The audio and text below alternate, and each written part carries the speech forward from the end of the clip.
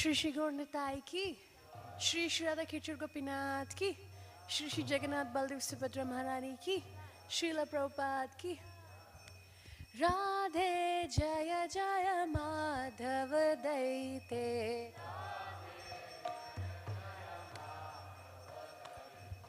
राधे जय जय माधव दैते,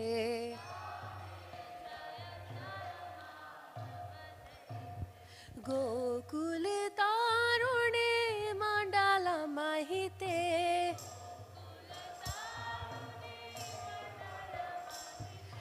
गोकुल तारुणे मंडल महिते,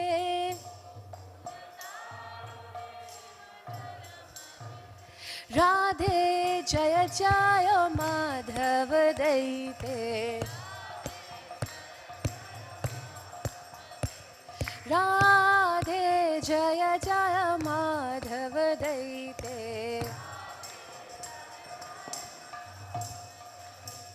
दामोदर राते वर्धन वेशे,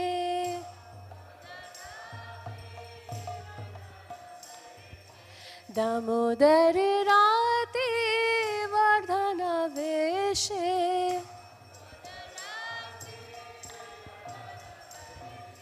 हारी निष्कुटा वृंद विपिनेशे,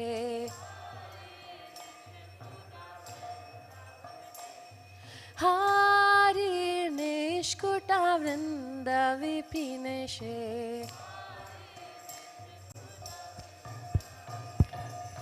राधे जय जय माधव दैते, राधे जय जय माधव दैते,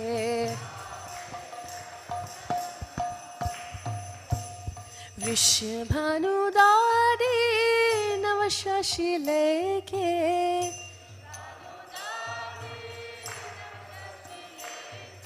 वृषभानुदारी नव शशि लेके,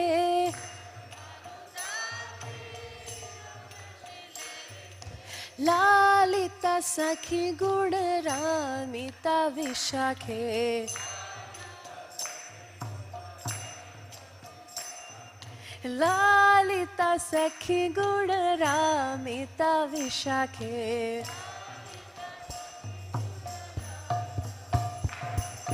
राधे जय जय माधव दैते,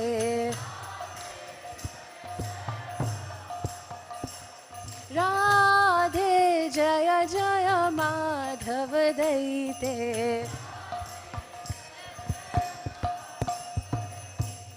करुण कुरु मयि करुण भरते,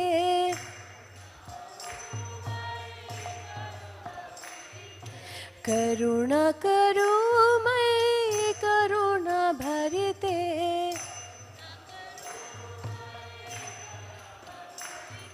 सनक सनातन वर्णित चरिते,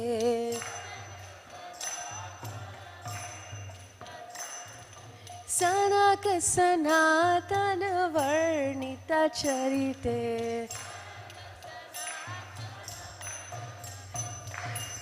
राधे जय जय माधव दैते, राधे जय जय माधव दैते,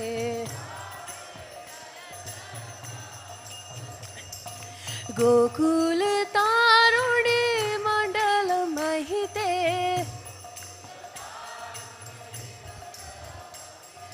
गोकुल तारुणे मंडल महिते,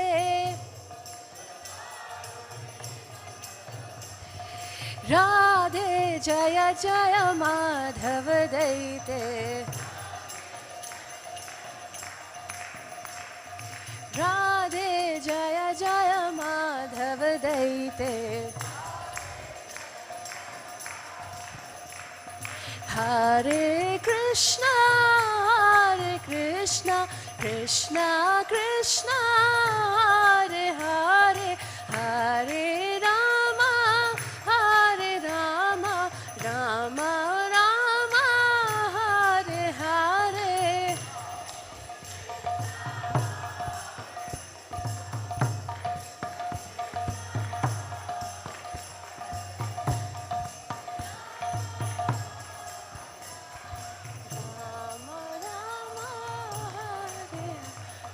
Hare Krishna, Hare Krishna, Krishna Krishna, Hare Hare, Hare Rama, Hare Rama, Rama Rama, Hare Hare.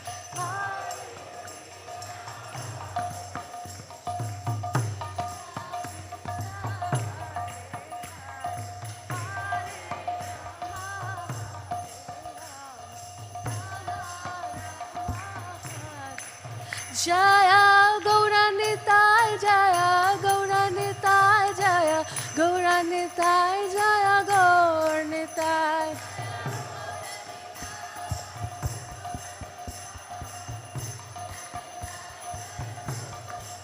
Jaya Radha Gopinath, Radha Kishore Gopinath Radhe.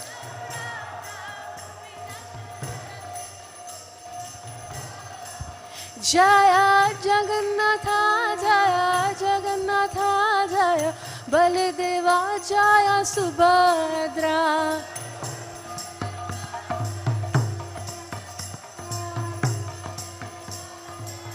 Jaya Jaya Prabhupada, Prabhupada, Prabhupada, Jaya Jaya Prabhupada.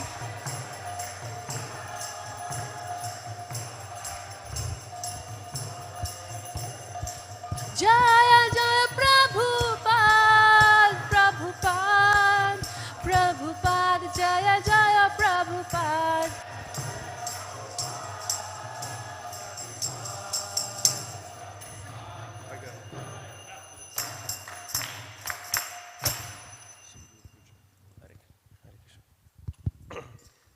The lotus feet of our spiritual master are the only way by which we can attain pure devotional service. I bowed to his lotus feet with great awe and reverence. By his grace, one can cross the ocean of material suffering and obtain the mercy of Krishna. My only wish is to have my consciousness purified by the words emanating from his lotus mouth. Attachment to his lotus feet is the perfection that fulfills all desires. He opens my darkened eyes and fills my heart with transcendental knowledge. He is my Lord, birth after birth. From him ecstatic prema emanates, by him ignorance is destroyed. The Vedic scriptures sing of his character. Our spiritual master is the ocean of mercy, the friend of the poor and the Lord and master of devotees. O Master, please be merciful unto us. Give us the shade of your lotus feet. Your fame is spread all over 3 worlds. We take shelter at your lotus feet. Srila Prabhupada ki. Jayo Prabhupada, Jayo Prabhupada, Prabhupada. Jayo Prabhupada, Jayo Srila Prabhupada.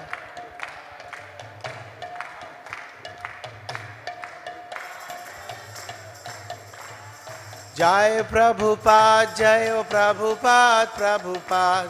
Jayo Prabhupada, Jayo Srila Prabhupada.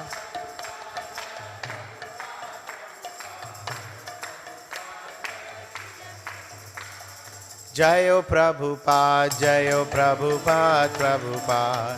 Jayo Prabhupada, Jayo Srila Prabhupada.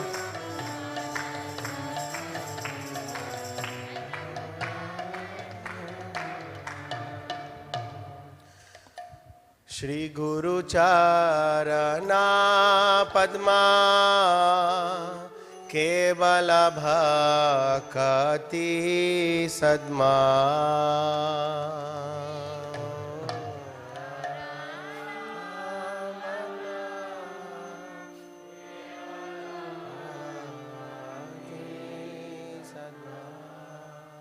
Bando Moi Savadhana Mate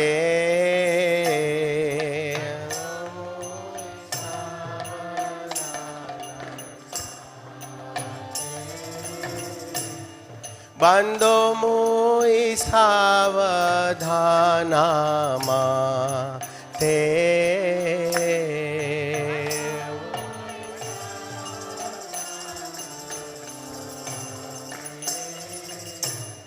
Zahra प्रसादे भाई ए भवतो रिया जा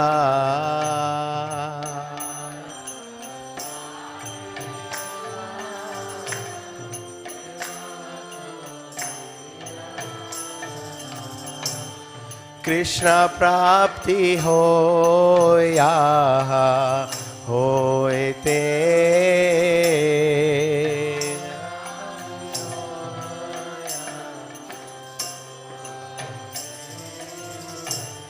कृष्ण प्राप्ति होया होते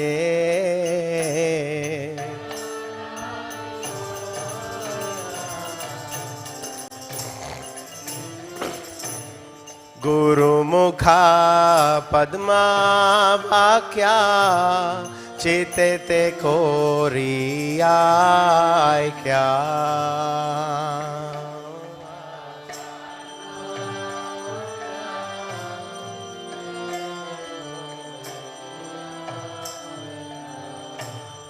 गुरुमुखा पद्मा वाक्या चिते Korea क्या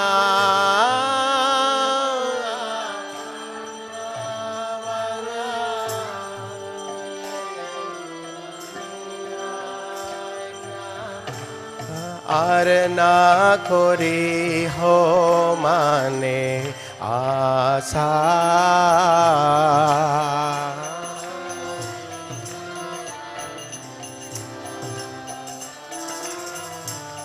are ना कोरी हो माने आशा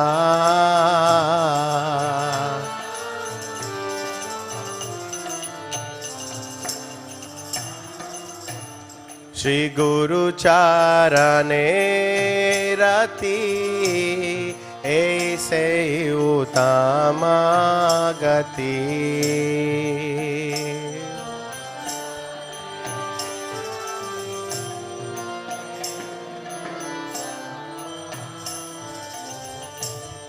श्री गुरु चारणे रति ऐसे उत्तमा गति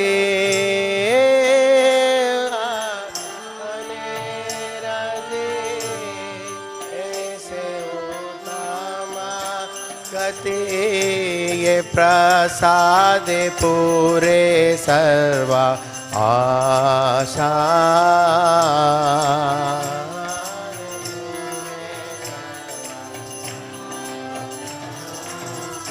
जे प्रसाद पूरे सर्वाशा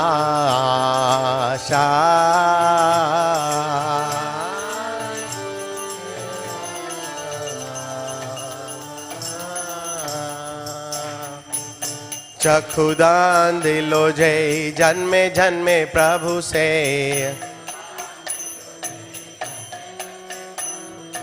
दिव्य ज्ञान हृदय प्रकाशितो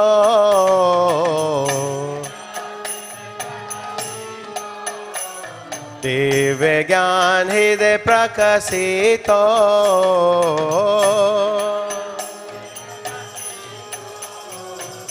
प्रेमा भक्ति जहाँ होते अविद्या विनाश जाते वेदे गाए जाहर चरितो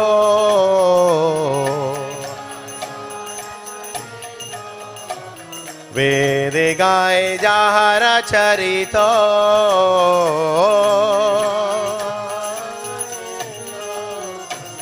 श्री गुरु करुणा सिंधु आधम जनारा बंधो श्री गुरु करुणा सिंधु आधम जनारा बंधो लोके नाथ लोके राजीवाना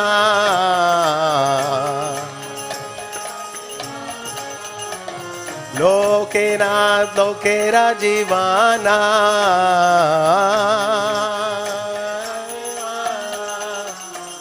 हा हा प्रभु करो दयो देहो मोरे पद छायो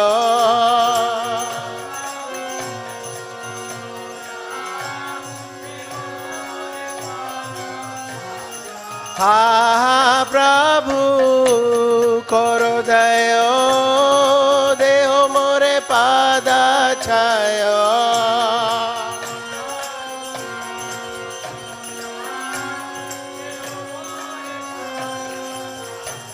हा हा प्रभु करो दयो देहो मोरे पद छायो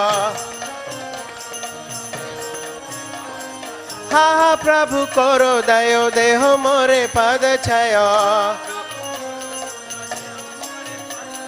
हे बेजाज घोषो त्रिभुवाना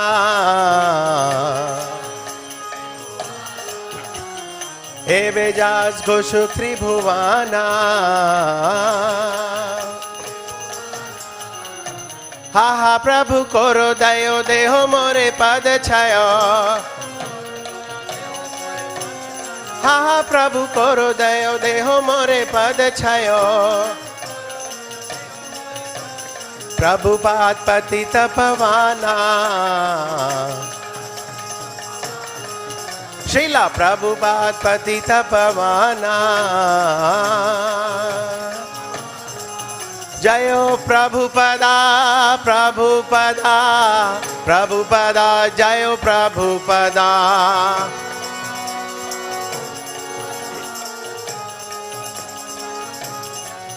प्रभुपाद प्रभुपाद प्रभुपाद जयो जयो प्रभुपाद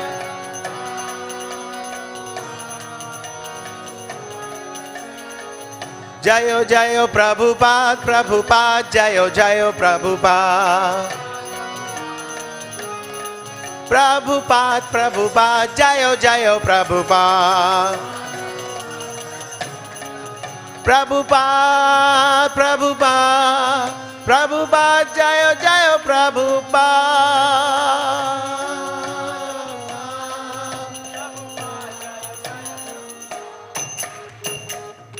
नमो ओम विष्णुपदाय कृष्णपृष्ठाय भूतले श्रीमते भक्तिवेदांता स्वामिनिति नामिने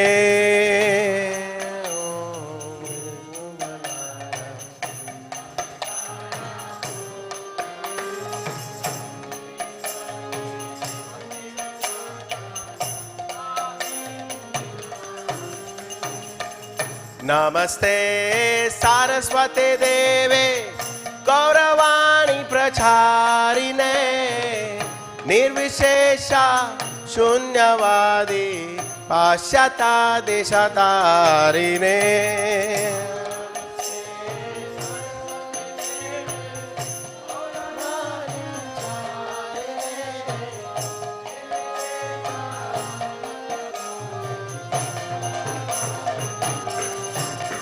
जय श्री कृष्ण चैतन्य प्रभु नित्यानंदा श्री अद्वैता गदाधर शिवासादि गौरा भक्तवृंदा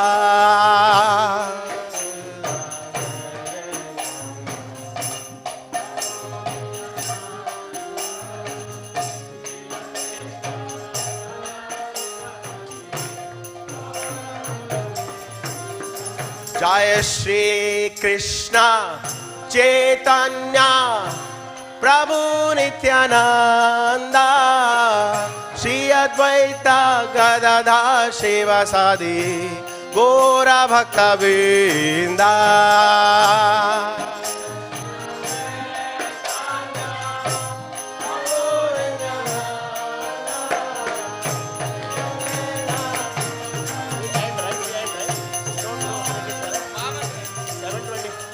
श्री कृष्ण चैतन्य प्रभु Nityananda Shri Advaita Gadadha Shivasadi Gaura Bhakta Vrinda.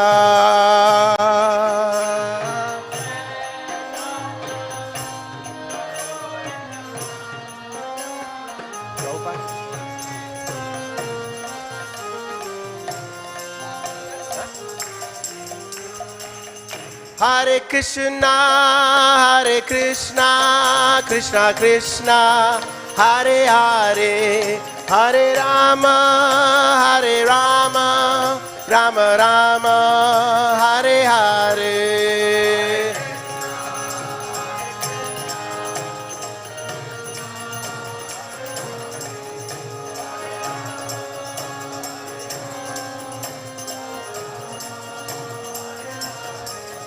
Jayo Prabhupada, Jayo Prabhupada, Jayo Prabhupada, Jayo Prabhupada.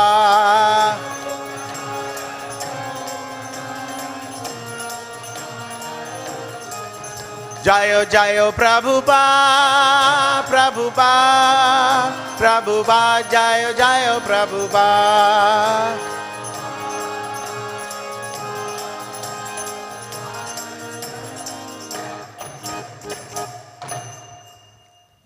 Jai Om Vishnupad Paramahansa Parivrajakacarya Ashtotra Sat Shri Srimad His Divine Grace A.C. Bhakti Vedanta Swami Srila Prabhupada Ki. ISKCON BBT Founder Jagat Guru Srila Prabhupada Ki. Jai Om Vishnupad Paramahansa Parivrajakacarya Ashtotra Sat Shri Srimad His Divine Grace Bhakti Siddhanta Saraswati Maharaj Ki. अनंत कोटि वैष्णव वृंद की जय. नामाचार्य शिला हरिदास ठाकुर की जय. प्रेम से कहो श्री कृष्ण चैतन्य प्रभु नित्यानंद श्री अद्वैत गदाधर श्रीवासादि गौर भक्त वृंद की जय. श्री श्री राधा कृष्ण गोप गोपीनाथ श्याम कुंड राधा कुंड गिरि गोवर्धन की जय. श्री मथुरा वृंदावन धाम की जय. श्री मायापुर नवदीप धाम की जय. श्री जगन्नाथपुरी धाम की जय. गंगा माई यमुना माई की जय. तुलसी देवी भक्त देवी की जय. हरिनाम संकीर्तन यज्ञ की जय. ट्रांसेंडेंटल बुक डिस्ट्रीब्यूशन की जय. ट्रांसेंडेंटल प्रसाद डिस्ट्रीब्यूशन की जय. निताई गौर प्रेमानंदे हरि बोल. All glories to the assembled devotees. All glories to the assembled devotees. All glories to the assembled devotees. All glories to Shri Guru and Shri Gauranga. All glories to Srila Prabhupada.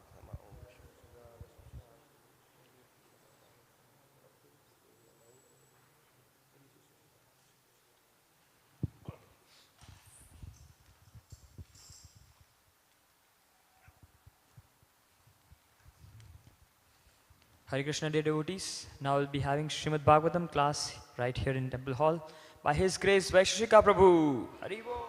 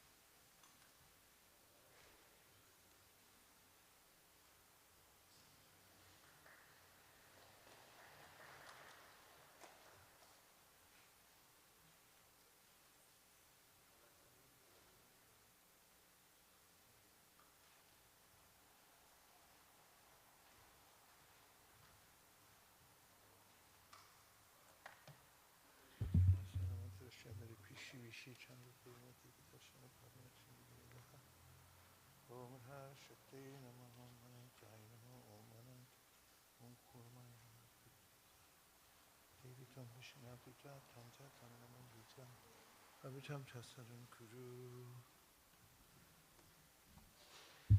Why don't we all move up, like really close, all the way up on the infield,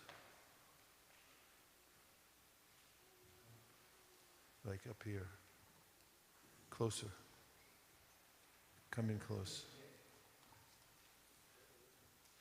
It's mo better.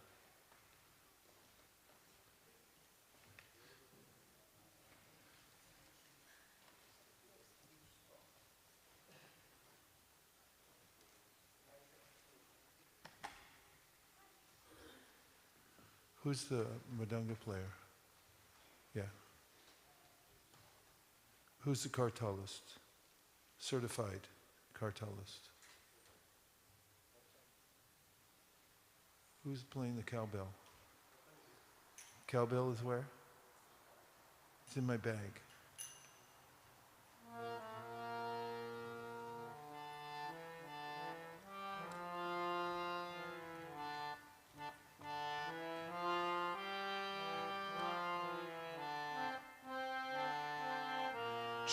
Ching, ching, ching, ching, ching, ching, ching, ching. Jaya Radha Madhava Jaya Kunja Bihari.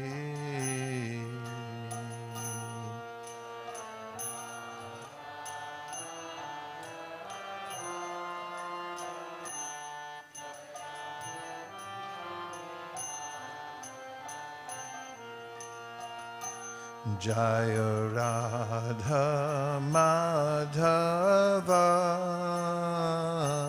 Jaya Kunja Bihari.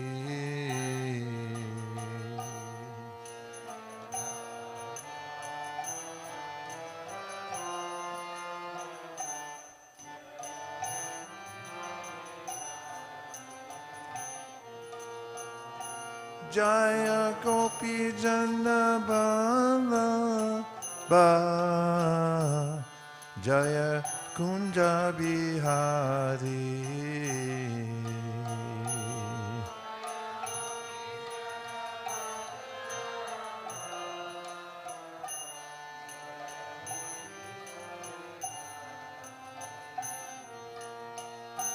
Jaya Gopi Jana Bala Ba Jaya Giri Varadhari.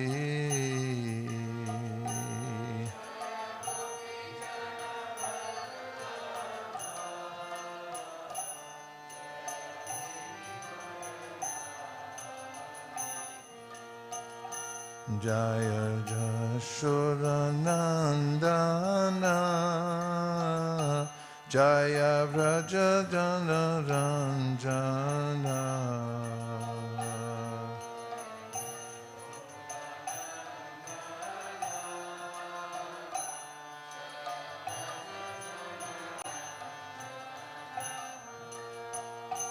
Jaya Jamuna Tiravana Chari Jaya Giri Varadhari.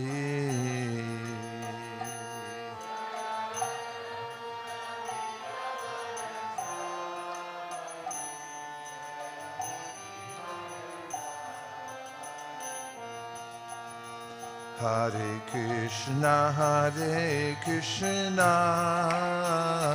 Krishna Krishna, Hare Hare, Hare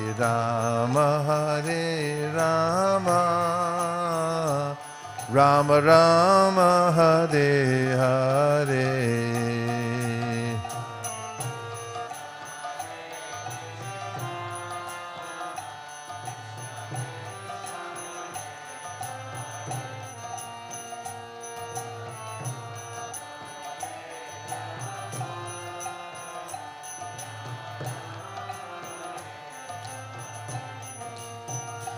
Hare Krishna, Krishna Krishna, Hare Hare, Hare Rama, Rama Rama, Hare Hare.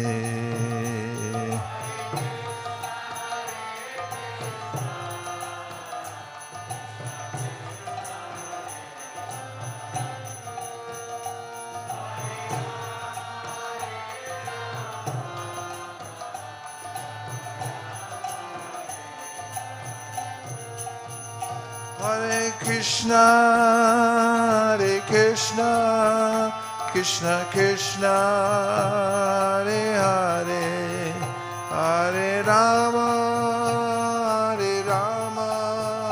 Rama Rama, Hare Hare.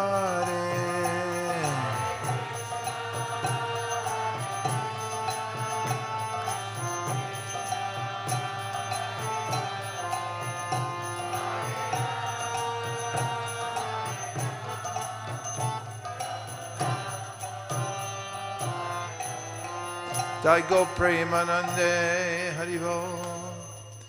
Om Namo Bhagavate Vasudevaya. Om Namo Bhagavate Vasudevaya.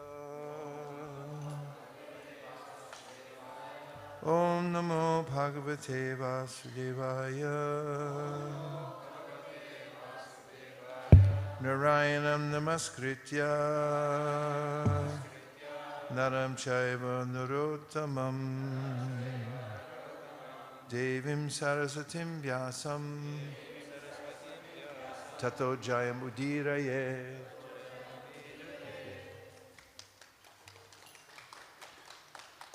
What verse number did I give you?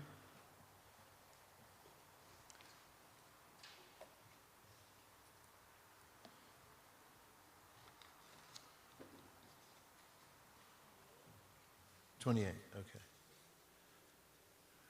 Reading from Srimad Bhagavatam, Canto 3, Chapter 21, Conversation between Manu and Kardama. Text is 28, and the translation is, "That princess, O holy sage, will be just the type you have been thinking of in your heart for all these long years. She will soon be yours and will serve you to your heart's content." On the word for word, Samahitam has been fixed.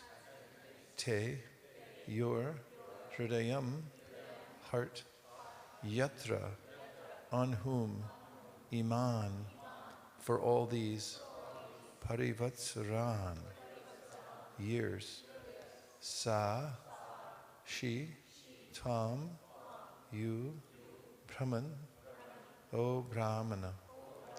Nripavadu, the princess. Kamam, as you desire. Ashu, very soon. Bhajishyatit, will serve. And the purport. The Lord awards all benedictions according to the heart's desire of a devotee.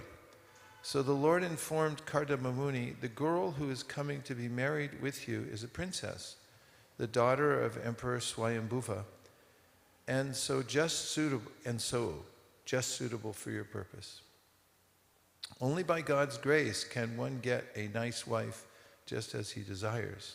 Similarly, it is only by God's grace that a girl gets a husband suitable to her heart.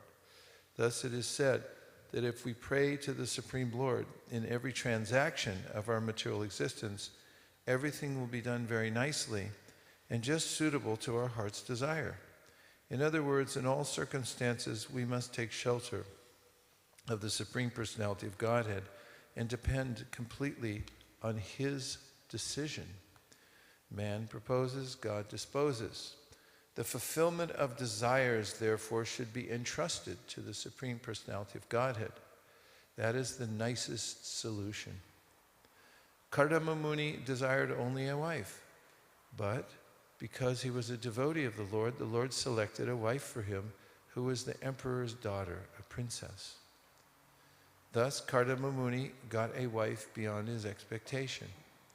If we depend on the choice of the Supreme Personality of Godhead, we will receive benedictions in greater opulence than we desire. It is also significantly noted here that Kardama Muni was a Brahmana, whereas Emperor Swayambhuva was a Kshatriya. Therefore, intercaste marriage was current even in those days. The system was that a Brahmana could marry the daughter of a Kshatriya, but a Kshatriya could not marry the daughter of a Brahmana. We have evidences from the history of the Vedic age that Shukracharya offered his daughter to Maharaj Yayati, but the king had to refuse to marry the daughter of a Brahmana. Only with the special permission of the Brahmana could they marry. Intercaste marriage, therefore, was not prohibited in the olden days, many millions of years ago, but there was a regular system of social behavior. I first offer my respectful obeisances to His Divine Grace, A.C. Bhaktivedanta Swami Prabhupada, to all the previous acharyas, and to all the assembled devotees. Vancha kalpatarubhyascha kripasindhabi evacha patitanam pavanebhyo vaishnavebhyo namo namaha.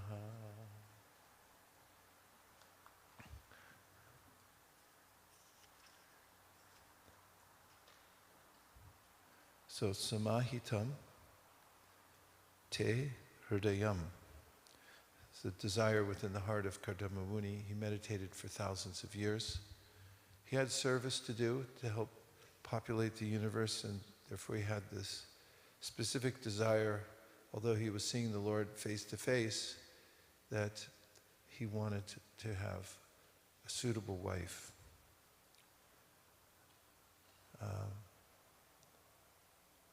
Yatra, on whom Iman, for all these years, Parivatsaran.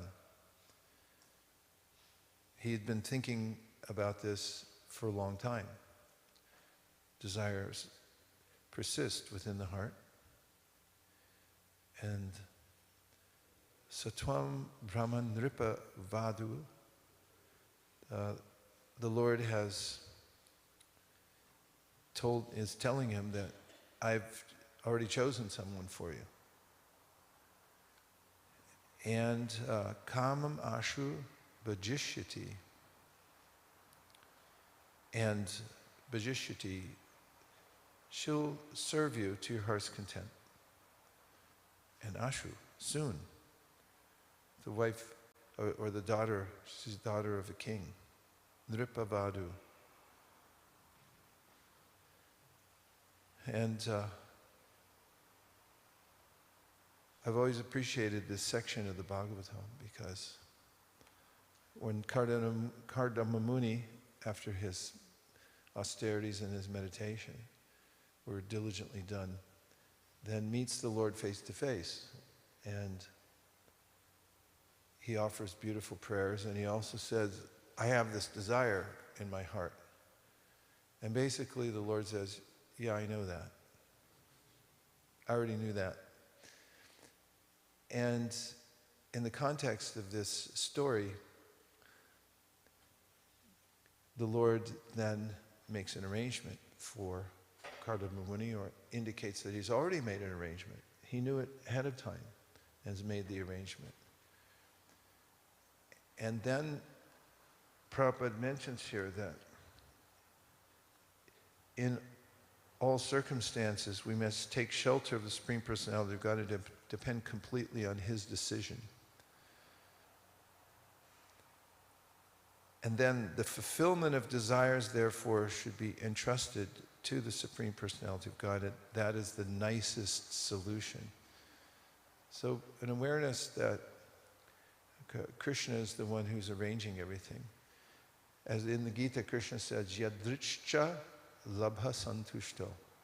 One should learn to accept gain which comes of its own accord, meaning providentially arranged.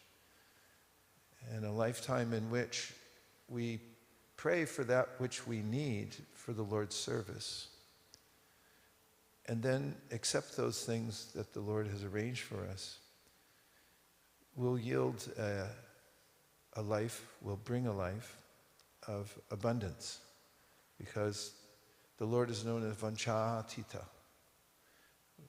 Atita means to be a rise above something, and Vancha means one's desires. So we may have a particular desire to serve Krishna in a certain way, and if we pray to Krishna for that, He'll certainly fulfill our desires, but more than what we could have desired ourselves. That's what Vancha-atita means. Krishna's already doing it. Nityo nityanam, chaitanas chaitananam, eko bahunam yo viditati kaman. That's what He does. He fulfills the desires of every living being. Sapari gachru kram akayam avranam, ashnavinam shudham apapavidham, kavir manishi paribu swayambur yatatyat yator tan yaradash aspati bhyasamabhyaha. Says the Sri Upanishad, the Lord is the one self-sufficient philosopher who has been fulfilling the desires of every living being since a time immemorial. Also in the Gita, when Krishna advises Arjuna to always think of Him, he said, Tasmat sarveshu kaleshu mama nusmarayujacha mayarpita mano buddhir mami vashyasya samshayaha. He had answered Arjuna's questions in the 8th chapter about how one might remember Him at the time of death. Or he's in the process of answering him. He says that whatever you remember, or if you remember me, then you'll attain me. If you remember something else, you'll attain that. Then he says, therefore, tasmat, sarveshu kaleshu, you should always remember me. He says, abhyasa yoga yuktena, you have to practice at that a lot. And then he says ways in which to meditate on Him. He begins with kavim puranam manushashitaram anur aniyam samanusmaredyaha sarvasya dhatana achintya rupam adityavarnam tamasa parastat. So the first object of meditation Krishna gives to Arjuna and to all of us is kavim. Kavim means the one who knows everything.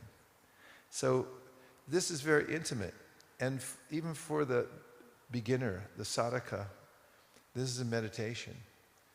We can remember Kardama Muni, that he did his austerities, he had his desire, and the Lord already knew it, and He already arranged for it.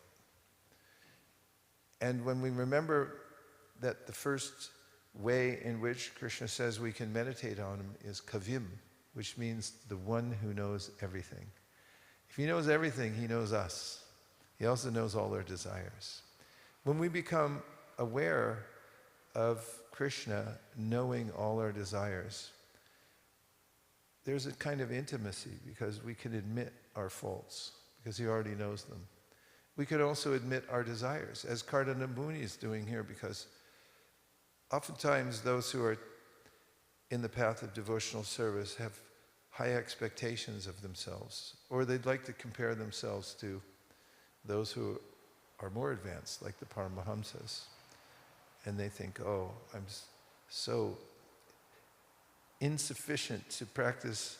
My practice of devotional service is insufficient because I have some material desires. But we see here Kardama Muni being very frank, directly to the Lord. He could have said, I don't want anything else, and the Lord says, oh yeah, you do. But he admitted, he said, I want a wife. And the Lord mercifully said, yeah, I know that. I already know that. I've already made an arrangement. So the Lord knows how to arrange, and this is one of the other themes in this section, for fulfilling our desires better than we can. Who has better context, us or Krishna? Krishna, because He knows everything and He knows everyone. So this is a life of surrender. Prabhupada went through various phases of his life. When he got married, he says in a public lecture that he said, I didn't like my wife. I told my father, I want another one. And his father, who was his first guru, told him, don't do that. And he surrendered to it. He took it as Krishna's will through his father. And at other stages in his life, when he was doing business and the business failed for reasons that were beyond his control, it wasn't by his own neglect it was due to nefarious people involved with the business, and one thing led to another, and Prabhupada accepted it as the will of Krishna. He surrendered to it. He took it as divine arrangement. He moved to the next section of his life. And if you analyze the various eras in his life, you notice that at every step, he defers to Krishna, as is mentioned here. The fulfillment of desires, therefore, should be entrusted to the Supreme Personality of Godhead. That is the nicest solution. So this is what it looks like to be surrendered, to take every episode in our life to be the arrangement of the Lord. Tenu kampam susamikshamano bunjana ebapa kritam vipakam hridvagva purvir viradam namaste jiveta yo mukti pade sadaya bhak. If one, or should I say, the one who reforms his or her attitude, being very submissive and accepting of the Lord's arrangements, is in position to inherit the kingdom of God. Sadaya Bhak, he's an inheritor. It all comes to such a person. Everything comes to such a person. All availability of service and expansion of service, what to speak of living in the spiritual world with Krishna, is available to those who, in a very practical way, offer everything to Krishna by accepting his will and making decisions one after another in his or her life. Om Tat Sat. And I thought it would be nice if we took a little time to have sort of an Ishtagoshti, because this is our last day here. We have to leave tomorrow at 4 a.m. to catch our flight. I think we do, or around that time. And so we've had about a week together, and it's nice to gather up any of the thoughts, realizations that we've had together, or we've had individually as we've been together. And sharing means caring, according to the Salvation Army. So I thought I'd open up the forum so we can share. Yes, Prabhu, thank you for jumping in. Hare Krishna Maharaj. The Japa circle, I attended it first time, and the very night I'm waiting, okay, tomorrow morning there will be Japa circle, and Maharaj will say some very good things, which are really helping. Thank you so much, Maharaj. Japa really improved after you came. Can you remember anything specific? Be aware, the one thing, and be responsible of Japa, you said today. And after listening to this, I was listening one more class of someone, and he mentioned we can't stop our mind wandering here. So he gave a really good analogy, like your house, right? So birds are going from your house, from the top, but you can't stop them. But you can stop them for making the nest. So it's just like your mind. Your mind will go here and there, but you have to control so that it will not make any desires in yourself. Oh, that's great. Yeah. What a beautiful analogy. Thank you for sharing. Thanks, Maharaj. It really helps to know what other devotees are experiencing, right? Vishaka.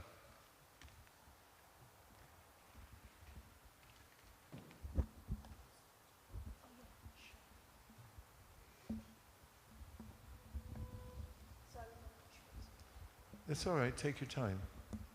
It's technology. Okay. I have a question from the class, but I'll ask that later. Talking about your visit, I was thinking this morning that it always happens that when a devotee like yourself or any other inspiring devotee they visit, we all become very inspired, very fired up. Fatigue doesn't exist, complacency is not at all close to us. But the moment you leave, there will be some complacency that will kick in, at least in my life. I'll just become more relaxed and more less inspired. So how can I just not be complacent when you're gone? Damayanti, look up complacent. Let's see what it means. Well, we're here just for a sprint, so it's easy for us. We come in, sprint through, but you're going to stay here and keep doing what you're doing. So sprints are nice, but the long distance is really important. What does it mean? It means uncritical satisfaction with oneself. It means what? Uncritical satisfaction Uncritical satisfaction. with oneself or one's achievements. With oneself. That's helpful, isn't it? Uncritical satisfaction with oneself, with others. Yeah, well, oftentimes when somebody else is watching us, we're more attentive. And how can we keep in that position is what I just said, Kavim Puranam. Remember that Krishna is always watching. Peter Burwash used to say, he always thinks, wherever I'm driving, whenever I'm conducting a business meeting, I always think, what if Prabhu was sitting there? How would I conduct myself? And you mentioned, try to understand the mood of your spiritual master. You said that a couple times. And even when the spiritual master leaves in the Tirobhav, we're to remember the spiritual master. We should consider that the spiritual master is there within our heart, watching us. And ask that question, what would he think of what I'm doing right now? And so we can develop this awareness. When somebody's visiting and then there's a sense of observation. It's just like when somebody comes to your house. First of all, you get your house ready. If you know they're coming. If they pop in, you're stuck with whatever condition the house is in. But when you know somebody's coming, it's like throw that in there, put that back, like sweep the floor really fast. And then when they're there, you'll notice that they go around, look at your stuff, like they'll look at your altar, and you go like, oh yeah, they're looking at our altar. I haven't really noticed my altar in a while. Or they look at a picture and say, that's really beautiful, where'd you get that? And you're like, oh yeah, that? Because we do become so we can become unaware of what we have unless somebody else looks in. So to keep that mood, it's helpful to be careful with daily ritual. My father, when he was in college, worked in a repertory theater. He did set design, and he was part of the troupe. So he told us, means his kids, that the producer of the plays, repertory theater means they do the same play over and over again. Can be for months or even years sometimes. So he said he would instruct different players to come in off cue. Like, you know, enter stage right, but he'd say, you come in left. Because he wanted all the other players in the troupe to be on their toes. That it's not always going to be enter stage right. Sometimes it's going to come up. Or he'd cue different players to give a different line, just to keep everybody aware that anything could happen. And so when we have daily activities, it's important to try to create awareness of them. Like, you do a nice job of this when you're doing your announcements in the morning. You bring up things like, it was nice that you talked about the deities. How did Radha Krishna come here? And you give that little history lesson. And that can happen in many different ways. When you go through the 10 offenses, oftentimes when we do it at ISV or when I'm on yatra, I'll stop at number 2 and I'll ask somebody, give a commentary. They're not expecting it. Well, actually they are. So they're all like, did you look at me? And then they have to give a verse. They have to give a commentary. That kind of, you have that to a large extent here. It's a very aware kind of environment. But the more you can create that, don't just take it for rote. Okay, we finished it. We went through it. It's done. Try to go more deeply within it. That makes everything more conscious that we're doing. Because we can go through a morning program and not be conscious of it. Just, we're done. We finished it. Check it off. And then also think in terms of, well, how would my spiritual master or, whatever Shiksha Guru or whoever, what if some person we admire is here looking in on us? How would we conduct ourselves? And you do that in your house. If you do that in your house too, or behind closed doors, you have that sense of awareness that Krishna's watching. So now, Krishna, I'm going to show you what I can do. Well, nobody other, there's no social observation. It's just you and me. You and I, technically. And here's how I'm going to act. So we have to create that awareness in ourselves. Keep bringing it back. You had another point. Yeah. Thank you for the nice answer. You're welcome. In regards to, you just now mentioned something about that, like Krishna knows us and he knows our desires. Krishna knows us and Krishna knows our desires. And I just wanted to ask by sharing something first. 2 years ago, I had difficulty in running the ashram, Bhakti Academy. I felt like I had a lot to do and I was alone. And one afternoon I was overwhelmed and I thought 4 p.m. altars would open and I'll just finish writing this email or whatever I was doing and then I'll go upstairs and pray. But I couldn't come upstairs because it just so happened that Raj Balak walked into the office and he asked for a service and he wanted to join BA. And I felt like Krishna reciprocated with me. Even though I did not make the prayer, he knew what was my desire. And since then he took on, we shared the responsibility and everything got better. But at that time, my reflection from that situation was that I didn't even pray. Krishna didn't even allow me to come upstairs and pray. And like this, there's so many incidences where I have not prayed, but I've got the reciprocation. And that has made me very lazy in praying now. I feel like he already knows. So now I want to know what is right. If Krishna knows, he already knows, and do I need to pray?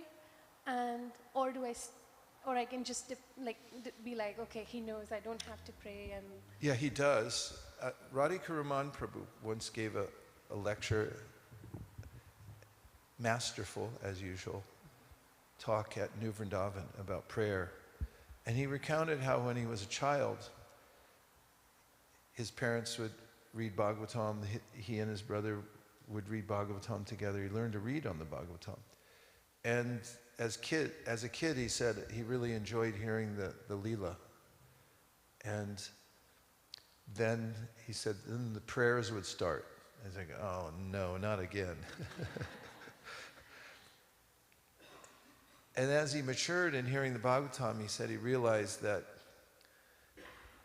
this is how we understand the relationship that the devotees have with Krishna. When the Nagapatnis offer their prayers, when the kings who were imprisoned by Jarasandha offer their prayers, when Rukmini offers her prayers, you can understand the relationship she has, or that the kings have, or any of the devotees who offer prayers. You get to understand their mind, and it's not that Krishna doesn't already know, so you have to tell him. But when we offer prayers, we also hear ourselves praying, and we can understand what we're thinking. Oftentimes we don't observe ourselves, nor do we observe our relationship with Krishna. But when we articulate it, then we can think, oh, I do have a relationship with Krishna. Prabhupada taught us to make prayers, especially when he was ill. Circa 1977, he gave us this template. He said, my dear Lord Krishna, if you so desire, please help to make our spiritual master healthy again. Thank you for considering our request. And whenever I start a meeting, you know, a boring, long meeting where you have to sit in front of a Zoom camera, we always start with a prayer to Krishna. And it makes us more aware that He's the one who can, and we're doing it for Him, and He's watching us and so forth. Don't just jump right in. That helps us to remember our relationship.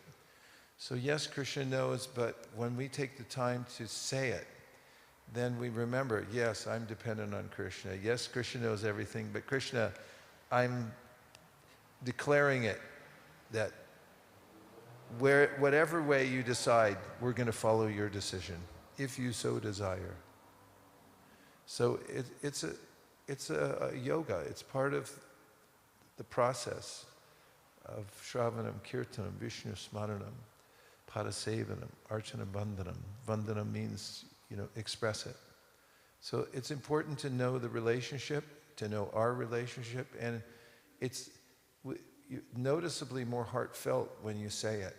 In fact, when you sing songs of previous acharyas and then you imbibe the mood that they have when you're singing them, then you can resonate with the same mood they had. And it resonates with our soul. So prayer is important for those reasons, even though Krishna knows us. Jayanti. You're going to get a microphone and a little cube. And in passing them, they stay together, hopefully. Oops. Sorry, everyone at home. It doesn't stick. It just hold it in another hand. It just has to be near you, and it'll be fine. Hare Krishna, Guru Maharaj, and everyone else. I just want to, again, thank you for coming. It's just so heartfelt and so impactful. And I think, as Vaisesika says, it's the surge of energy and kind of keeping it alive. And I think with our Sangha and our services, I think we can always keep that momentum alive. So my realization, definitely for this weekend, was more of being aware of who you are. And I think that's even was addressed in our meeting the other day. And staying authentic, knowing who our real self is actually paramount in building a closer relationship with Krishna. Opening our heart, especially through prayers, to help us understand where we are, which position, and kind of what level we are, to deepen our own sadhana and our own sadhana faith. I remember many, many years ago when we actually had the couches at the back corner, you said, I still remember this, it was actually one of the sweetest things you said, when we face with challenges or anything, and we don't know what to do in life, we should actually place them in a small box. And we should actually make a prayer to Krishna. And we're saying, and the prayer should be along the lines that, you know, Krishna, if you so desire, if you could actually help me, I don't know what to do with this issue. And I still remember this to this day, and that was many years ago. And then the last point was just being cautious and conscious of our surroundings and kind of where we are, where our mindset is, and also where our heart is at. I know many Zoom calls you always say, you know, faith is actually where you place your heart. So I just wanted to acknowledge those points that you made throughout the weekend. I don't have any questions. Thank you, Jayanti. Hare Krishna.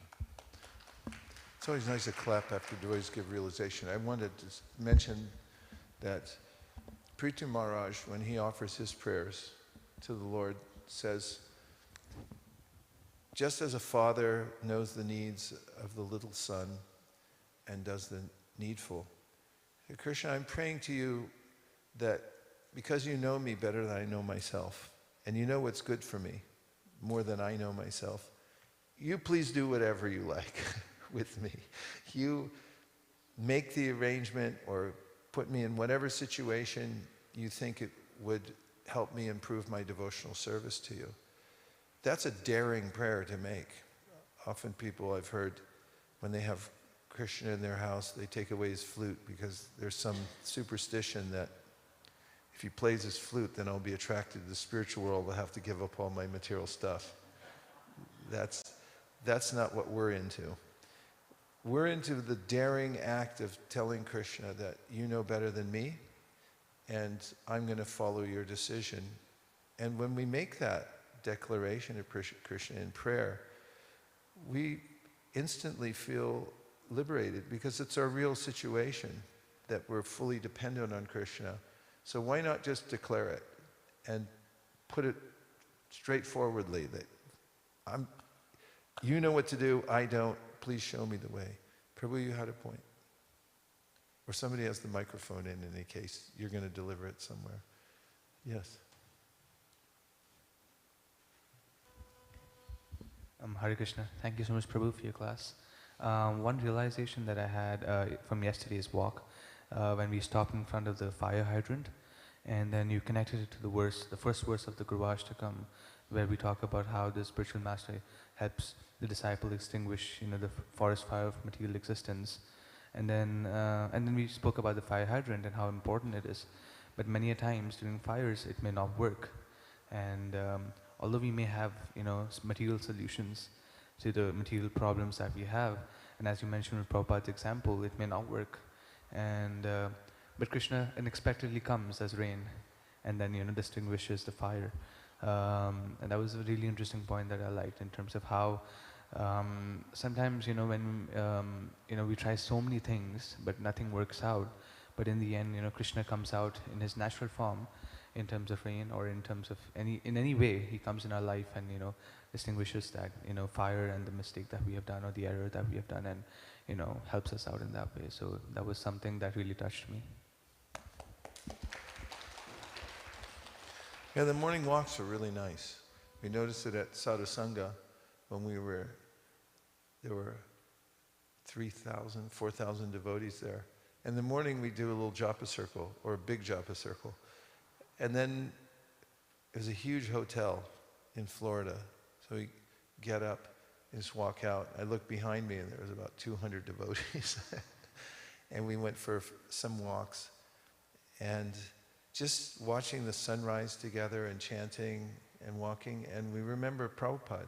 He used to go for these walks and he'd stop along the way and point out things. And it oftentimes becomes one of the nicest parts of the day when we're all together outside walking. So those are really sweet, just walking down the block here and coming back every morning. Okay, who is next? Yes. Thank you so much, Prabhu. All your lectures were really wonderful. But something that really stuck with me, and I was just thinking about it again and again, was I think from your first or second lecture from this festival only, where it was kind of funny how you mentioned it, but it was really deep, that how as devotees we are supposed to be austere, but as materialists we are 100% austere. It was kind of funny at that time, but I was just thinking about it again and again because I have a lot of desires and I don't know how to control them. So that was so heart-touching for myself. But Prabhu, I also want to ask, do you have any personal suggestions for people who have a lot of desires, how to deal with it? If you have a lot of desires, well, are we talking over 10?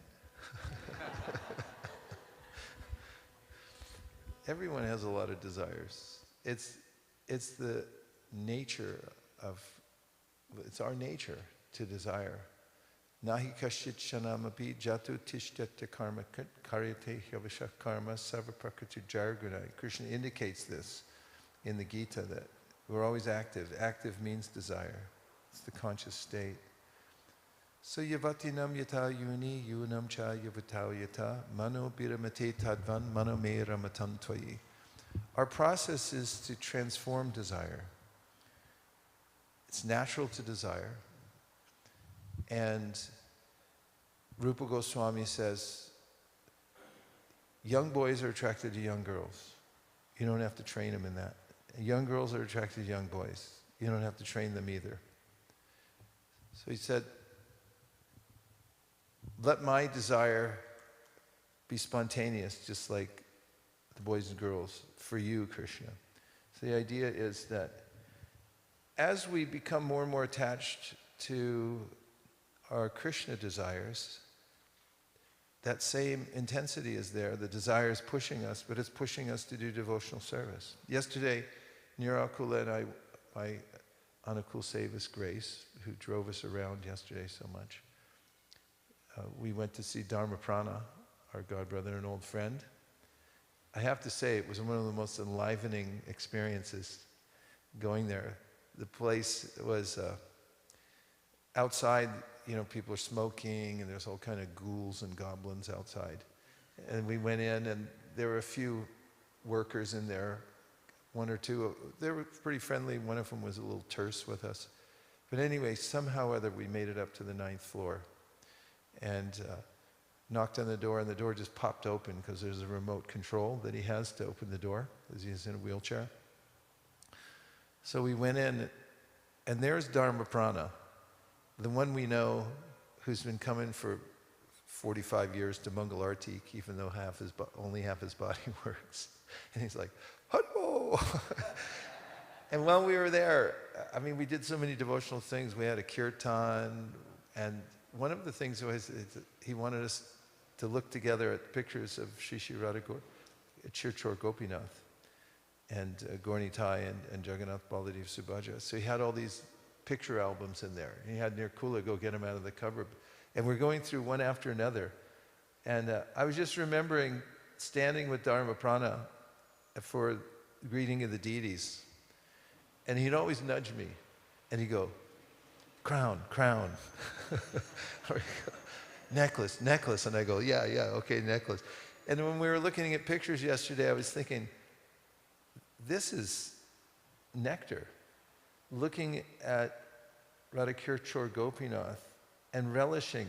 And it's the kind of thing materialists do. They'll look at mundane pictures and they'll think, oh, look at this is this, that is that. Whatever it is, we won't say. But it's the same thing. The more desires, the better, as long as they're connected to Krishna. And so we're in a transformational stage. We're in a liminal stage. Lim means that, we're on the verge of something really big. We're in this laboratory set up for us by Rupa Goswami. The reason we come before the deities, the reason we sit and chant japa, the reason we take prasadam, smell the flowers, do all these are all to wake us up. It's like, come on, you can do it, wake up. Here, smell this, take that, touch this, look at that. Here, like a dead person, coming back to life, and all of a sudden, wow, that's beautiful. And then, can I see it again? It's like, yeah, tomorrow morning, 7 o'clock, be right here. That's our whole process. So we have desires, yeah, but the desires we have now are a dreamlike state. They're images that we've picked up from the illusory energy. But now we're getting revived by the process. And stay in the process. Transfer your object of vision to Krishna Balaram in Vrindavan. If you go there, you can sit down for a full day, say 12 hours. Go there in the morning, just stay there, and just chant and look at Krishna Balaram. They'll never stop you. They'll never say, stop staring at us. Why are you looking at me so much? They'll just give you more and more nectar. So the more you can just engage whatever your senses are telling you to look at now, it's like, fine, but there's something better to look at. There's something better to eat. There's something better people to be with. There's better philosophy. Everything better. And if you just transfer, what it is described in Bhagavatam.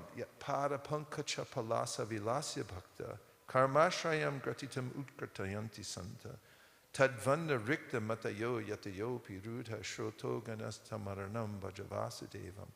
This is a verse spoken by the Kumaras, and they're saying that the reason that devotees aren't bound to these material desires is because they have vilas. Vilas means the pleasure of Krishna's beauty, his pastimes, his names, and things like that. Festival, it's a festival. We get carried away by that. And Prabhupada indicates in the purport something that's called, it's a estuary. An estuary is a situation where you have a river entering an ocean. We know one because one of the places near Kula and I go on a retreat regularly, just to get ourselves realigned. As there's this, it's ocean, and then there's a river that connects to the ocean. Rivers generally do. But what happens is in high tide, the ocean comes up and it overwhelms the river. It backs up the river and it pushes it way back. And it's known as the nursery. It's the ecological nursery because the water is, first it's fresh coming from the river and it's salty coming from the ocean, but when they mix, the water is brackish. It's not salty and it's not fresh, but it's midway. And it's the most productive environment for life. There's so many different species thrive there. And so that's the estuary. And it happens whenever the high tide comes in that area. So what's indicated in this verse that I just quoted is that in devotional service, the desires that are running into our mental system from the material world get overwhelmed by the ocean of devotional service. That ocean, high tide comes, and then it pushes back, and then that area where the desires are no match for the ocean, they just get pushed. They're overwhelmed. What is it? Yat pada punkacha palasa vilasa bhakta karmashayam gratita mukratayanti sandha. For the materialistic people, they get overwhelmed by these waves and they're just carried away. But for the devotees, the ocean of Krishna's pastimes rises up, it overwhelms, and it's a very productive area when they mix together. So that's our philosophy, is to overwhelm the senses with devotional practice. That's why we're so sensual. This is the most sensual environment you'll find in Toronto. People try to imitate it. You look around, they have little shops and they try to make it nice. It's never going to come anywhere close to a Janmashtami, where you walk in and everyone's, here, take some oil and there's incense going and flowers and decorations and balloons. I mean, people try to do that, but they can't match it. They can never match the opulence of Krishna. So that's what we're going for, is the vilas. And once you get the vilas, then even neophytes, they get overwhelmed by it. It's like, they go back to their friends and go, you want a cigarette? It's like, no, I don't think so. They just don't want it anymore. Vishaya vinivartante, nirahara sadehina rasa varjam rasopyasya param drishna nivartate. We have time for a couple more. 1, 2, 3. Hare Krishna Maharaj. So in this verse is mentioned like whatever we desires, God has a plan for it. So how will we know like if something is going wrong? Is it because of our... How will we know if something's going what? Wrong. I mean like whatever the expected results are not coming. That means is it because of our inefficiency or is it God plan? How can we draw that line? How we will know? If you are able to provide in the context, for example, like as you mentioned, Srila Prabhupada, he's open about his family life and like he considered his father's words when it's come to his marriage life. So if I am in the same position where like my family is looking for some matches where they are not devotees, so do I need to respect their decision or do I need Actually, keep the question simple. Okay. You're asking a good question, but keep it simple. What you're really asking is, how do you know if it's Krishna's plan or if you're doing something wrong? Okay, I Right? will finish that. I will finish that. Yeah. So that you may not know immediately.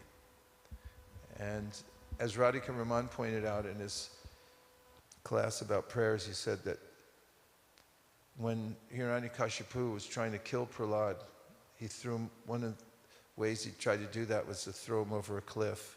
He said Krishna caught him at the bottom, not at the top. And in a similar way, that's related to, as we go through various situations in our life, and we wonder whether they're providential, they're an intervention by God, or because I messed up somehow. At first, we may not know. We may have to have faith that Krishna will catch us at the bottom. But that's why we have Tatenu Kampam Susumikshamano, that when one is able to position oneself in such a way as to accept whatever comes, this is a categorical statement. Tatenu Kampam Susumikshamano Bunjane Vatmakritam Vipakam. Just accept categorically that whatever's happening is by Krishna's arrangement. And then you may come to know, as Prabhupada in his lecture on Srila Bhaktisiddhanta Saraswati Thakur's disappearance day, he did several, but on one of them he's talking about the various setbacks he had in trying to follow his spiritual master. And then he's pointing out, but look, this is what it brought me to. And he had a series of statements prefaced by, who knew? Who knew that my coming to America would result in this? Who knew? And Prabhupada had pointed out in his lecture that he had reversals. He lost his business. He was gored by a cow. He was kicked out of his league of devotees and so forth. And he was thinking back, who knew? Who knew? Who knew? Who knew what? That this was Krishna's plan. So it's difficult when these things come up, and we have to fortify ourselves by hearing Shastra and also taking shelter of God brothers. I was once in managing a project, there was a lawsuit. I didn't even know for a couple days if we had insurance or not, which would have meant financial ruination. And then I found out we did, but it was still an overwhelming situation because I didn't even know if we had enough money in the insurance to cover the lawsuit, or even if we'd win or whatever. And I was in so much anxiety about it. I went and I talked to a few godbrothers who happened to be in town. And they said, they listened to the case and they said it'll probably be okay. And I was driving home thinking, yeah, probably doesn't really make it for me. And then 2 days later, one of them sent me a verse from Prithu Maharaj's adventure with Indra when Prithu was trying to complete his 100th Ashvamedha Yajna and Indra kept stealing the horse. Remember that? Say yes. And Indra became incensed finally, and he wanted to kill, Prithu became incensed and wanted to kill Indra. And then the priest there said, no, it'll mess up the yajna, so we'll kill him for you. And they were just about to utter an incantation that would pull him into the fire and kill him. And then Brahma came and said, you know, he's a devotee, even though he's acting a little strange right now, but you can't kill Indra. And then he gave this statement about how when you try to fix these reversals in your life, you'll enter more deeply within the pit of anxiety. And Prabhupada says something very simple there about the most saintly, religious people in the world undergo these difficulties. And he said, so the best thing is to follow Krishna's instructions in the Bhagavad Gita, to tolerate and accept them as providential. So we don't know at first what's providential, but if we have a predisposition to accept it as Krishna's mercy, then we'll inherit the kingdom of God. And we will come to know how they were providential, but we may not know immediately. And so my advice is to get support from mentors at those times to help you stay the course and not become bitter. The worst thing that can happen is you start thinking, oh, Krishna doesn't like me, or maybe he doesn't know what he's doing, which is what most people think in the whole material world. That's why they're either attached to material things. They just say, well, the heck with it. There is no God. I'll just take whatever I want from the material world. Or they say, there is no God and I don't exist either. Or they say, I'm angry because this doesn't make any sense. And therefore, I'll just be angry at God and everybody else all day long. There was a couple more. Yes, Mahabhagavat Prabhu. About the reflections that you were sharing, the answers that you were giving earlier, one of the things that came up was that verse from the Bhagavatam, Satyam Dishati Arthitam Arthito Nrinam.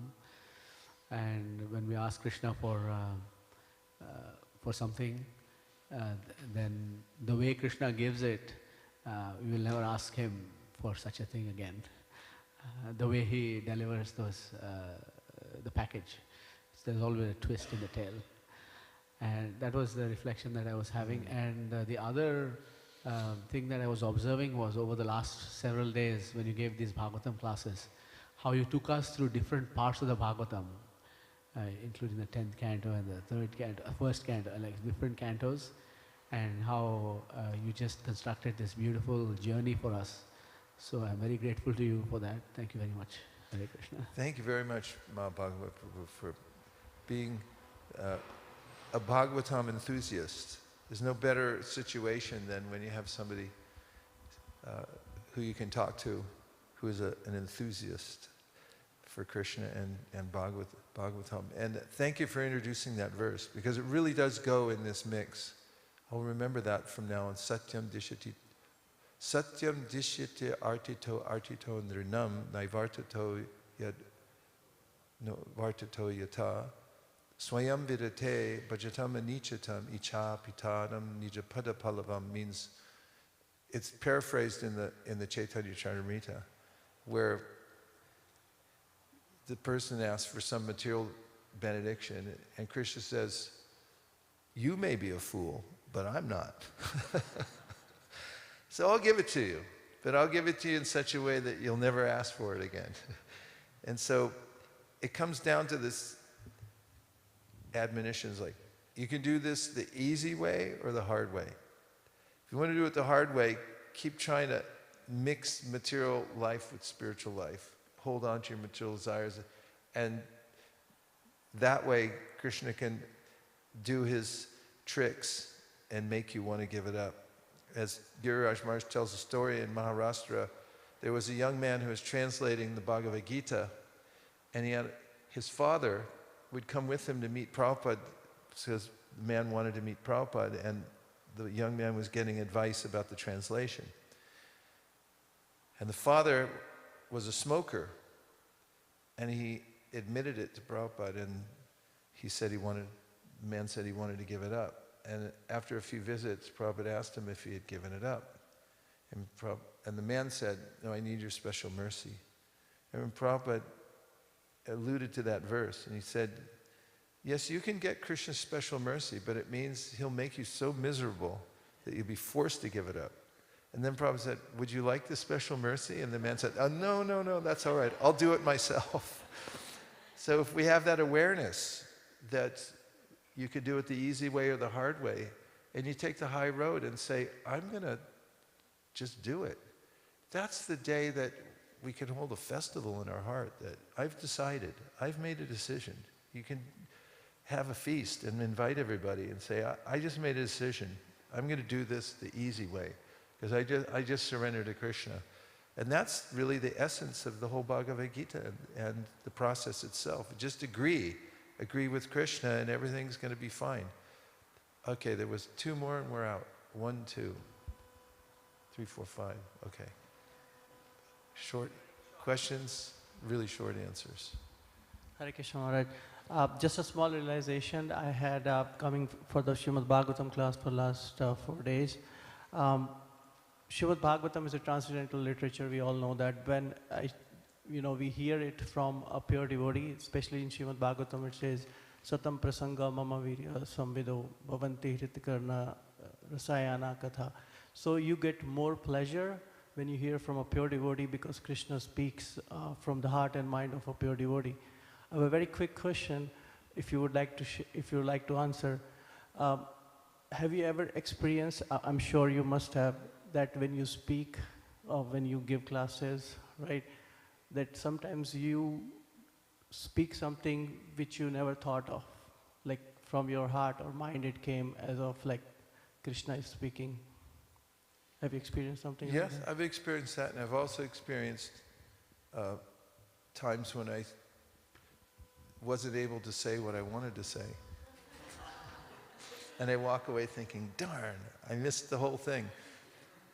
And so I do become aware. I also become aware on book distribution. It's one of the reasons I like the challenge, and I mentioned this the other day, because I'm supposed to be knowledgeable in the art of book distribution. And I have some degree of confidence, but there's also always that sense, especially people following me around, and I don't know what spot they're sending to me, and I get to the spot and I go, oh my God. And then everyone's going, okay, do it, you know. And I'm looking at Krishna going, are we going to do this or? So that's a constant. We should always be aware. Trinadapi sunichena. As devotees, you notice advanced devotees are very humble because they realize that, what do I know? Prabhupada always, he signed his documents, the thoughts that he was having on the Jaladuta. He said, you're most insignificant beggar. So we want to keep ourselves in that state all the time. We don't know if Krishna is going to give us something or not. The moment I think, yeah, I got this, that's the moment that vibration starts to become like lead and not effective. Thank you, Prabhu. Okay, yes? Hare Krishna, Prabhu. Thank you for helping us understand the Bhagavatam. My question is about prayers. At what point do you know if you should be giving up on a desire if you've been praying for it for a while? And timing is a thing, right? It may not happen immediately, but you keep praying for it if it doesn't happen, but it also means that you're stuck in an aspect of your life. How do you know if you should keep having faith and just wait for it to reveal itself or choose a different path in life? Well, the key phrase is reveal itself. When the sun comes up, you kind of know it came up. And it goes to this idea of, how do we know if we made a mistake and so forth. Krishna really does reveal to us. It's a process of revelation. Tesham satata yuktanam bhajatam priti purvakam, etc. We know when we know. And Nirkula was relating just the other day, it's something I've heard her talk about, and I was there for it, when she had a really successful business, and she was getting tired of it. And we couldn't afford that. She stopped doing her business at that point, so she's like, what should I do? She was praying to Krishna, and then one day, she just got a revelation. I can't stop right now. And then she was fine with it for several more years. But the fact was that it was really clear. She came home, closed the door, it's like, I got the answer. So when our prayers are answered, it becomes, Krishna makes it clear to us. So it's not murky. We do have revelation, and we do have a clear idea when that happens. So it would be to wait for Krishna to reveal something rather than giving up on it. Yes, and if you need advice about whether it's a proper desire, it's helpful to have mentorship. You have your various gurus, people who you respect, who you can consult with. And oftentimes that helps to reveal it as well, because taking advice from those who are more advanced than us can often give us that same kind of revelation, and that's also one of the ways Krishna speaks to us. Hare Krishna, thank you. Hare Krishna, you're welcome. Hare Krishna Maharaj, please accept my humble obeisances. Maharaj, my question is, you spoke about coming back to 100% objectivity when responding. Coming to 100% of what? 100% objective, being 100% objective. If you're comfortable sharing, what are some of the things that you do to come to 100% objective state? 100% objective state? Well, hearing and chanting. I know when I hear the Bhagavatam, for instance, this will be our 25th year going to Kartik at Govardhan Hill. And what we do there is we spend 5 hours a day hearing Bhagavatam. So we try to finish a whole canto usually. And I've seen it in others who stay the course and stay there for the whole thing. What was it like? Life-changing. And once when we were reading fourth canto, there was a brahmachari there. He was there with his spiritual master. And I heard them talking in the hallway on a break. And the brahmachari was saying to his spiritual master, he was saying, "What was I thinking?" In other words, what was I thinking before I came in here? And now what am I thinking after having heard the Bhagavatam? And I always feel like that too. Whenever I hear and chant, and I look at the world, then I objectify it, and I see it through Shastra. And that happened to me when I first read the Bhagavad Gita. I remember it very clearly that I had been reading the Bhagavad Gita every day when I was in high school. And about the three modes of material nature, that became real to me. Everywhere I went, it was like I had the glasses that had the little meters in them inside, and I'd look at something and we'd go, passion, then ignorance, and then, oh, that was a little of goodness, it just barely touched it. And I was seeing everything objectively through the Bhagavad Gita. It happened immediately when I read the book.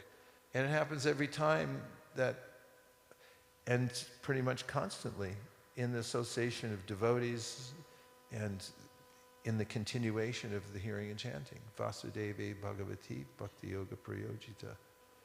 You know, look at things, and whatever the mind, even if there's a residual thing where the senses are attracted to something, then the intelligence is there to go like, okay, let's deconstruct this, shall we? It's like, what is that made of? And you go like, oh, yeah, okay, thanks, appreciate that intelligence. And that all comes from the process of devotional service. Evam buddhi param budva samstabhyatmanamatmana jahi shatra mahabaho kamarupa durasadam. Krishna says, do it this way, overcome lust by rising to the level of intelligence based on the Shastra, and that way you can deconstruct everything and you'll just see it for its parts rather than thinking that it's something desirable. You look at it and go like, yeah, that's part of the material nature. I'll leave that category to do its thing and I'll stay in my lane here, which is a jiva soul. I think we have time for just one last one.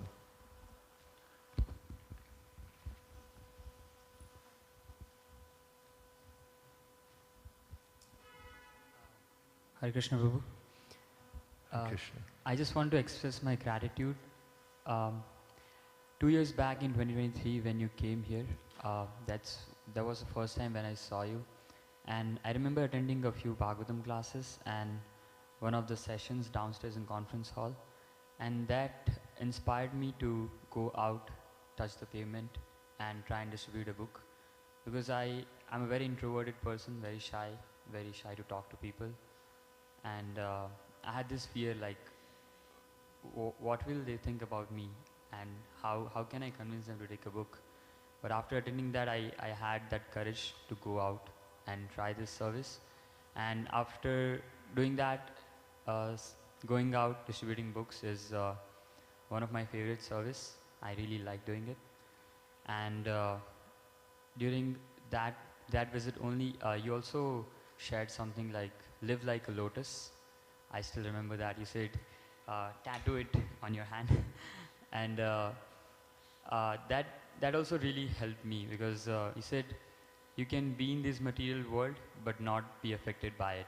Like a lotus, it grows in the mud but it's not affected by surrounding. And you also always keep iterating this, that keep the transcendental vibration going. And I had the great fortune of being with you for a few hours when you were going out to different locations. I think I shared this, but I want to share it again. That you not only say that, but you show it how to do that. So I really got the chance to see how you always keep chanting. Whenever you're distributing books also, even if someone takes the book, even if they don't take the book, you were always chanting. And you say that when you hear the Mahamantra, it makes a bubble around you, and that keeps you protected. So I think I'll take it away and try and do that always. Thank you so much, Prabhu. That was one of my favorite times here, is when we were going around. There's something about having an eyewitness and, doing it together. And you were there, jumping in all the cars, going, and it made it more fun. And thank you. It was really nice. To the Vaishnava Academy, Bhakti Academy members, I would say, in general, this is working. It's a really good idea. It's bringing life to the Krishna consciousness movement. To all of those who have enrolled in the academy, extraordinarily well done. To the leaders, to Vishaka, to Kalakanta Prabhu, whose brainchild this is, who's got such deep revelation about how to use time, place, and circumstance, and to follow the mood of yena tena prakarina mana Krishna nivesha, one way or another, make sure that people can live in an environment where they can remember Krishna. And to all of you who are participating, it's consequential, hugely consequential what you're doing, so thank you.